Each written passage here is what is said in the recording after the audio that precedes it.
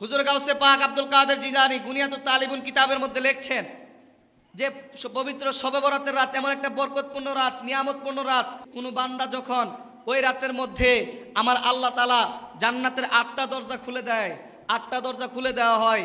বড় পীর আব্দুল কাদের জিলানীকে জিজ্ঞেস করা হলো, হুজুর আল্লাহ 8টা দরজা খুলে দেয় কাদের জন্য?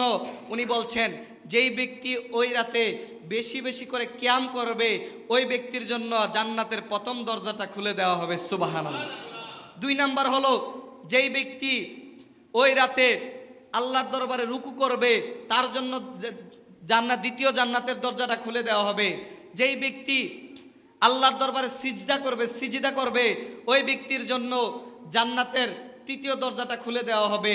যেই ব্যক্তি ওই রাতে বেশি বেশি করে জিকির করবে তার জন্য জান্নাতের চতুর্থ দরজাটা খুলে দেওয়া হবে।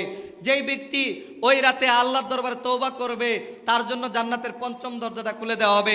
এক কথায় হুজুর আব্দুল কাদের জিলানী বলছেন, যেই ব্যক্তি পবিত্র শবে বরাতের রাতে আমল করবে ওই আমলের বরকতে, ওই আমলের উসিলায়, ওই আমলের নিয়ামতে আমার আল্লাহ তাআলা জান্নাতের 8টা দরজা বান্দাদের জন্য উন্মুক্ত করে দিবেন। সুবহানাল্লাহ।